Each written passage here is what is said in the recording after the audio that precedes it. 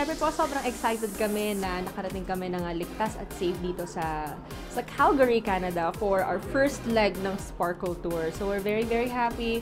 We're truly honored, very, very excited to be with our global Pinoys and Kapuso abroad here in Calgary. Bilang malamig dito sa Canada, ramdam na namin yung init ng pagtanggap nila sa amin.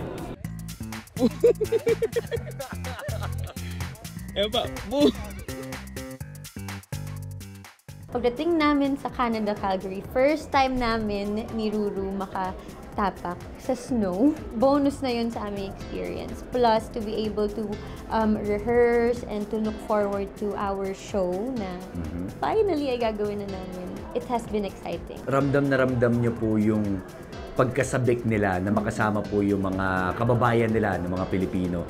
Kami na pumunta po dito sa Canada, bumiyahe kami dito. Ang sarap lang sa pakiramdam na finally makakadaupang palad namin sila.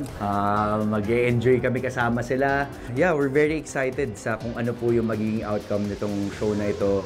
And hopefully this is not the last time. Sana ay mag-enjoy sila at itong handog namin sa kanila ay for them to feel somehow na nasa Philippines sila.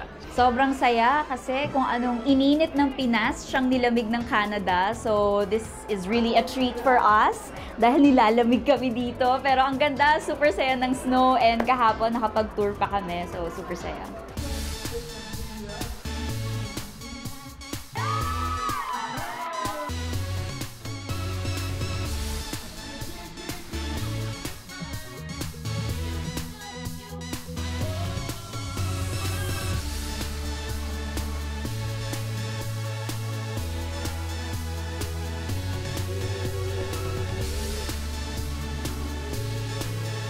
Nakita nyo naman, di ba? Puro love teams kasama ko. Pero hindi nila pinaramdam na mag-isa ko kasi naman, despite the cold weather, talaga nang pinaramdam nila sa akin yung warmth talaga na parang hindi ako nag-iisa. Grabe talaga. Yun, sa ating mga Global Pinoys na manunod ng aming concert po dito sa Calgary, maraming salamat po sa pagkakataon po na binigyan nyo po sa amin na makapagtanghal sa inyo. At worth it po ang pagbiyahe namin from the Philippines papunta po dito sa Calgary. Grabe. Napakasarap po talaga sa pakiramdam. Nakakataba talaga ng puso kapag may mga nakakasama kami mga kababayan natin. Siyempre, gustong-gusto natin na nakakita tayo at nakakasama natin yung mga kababayans natin. And we're very happy and lucky and blessed kasi nagkaroon ng ganitong klaseng opportunity for us para mangyari itong concert na ito na talaga namang makakapagbigay ng saya at entertainment para sa ating mga kapuso.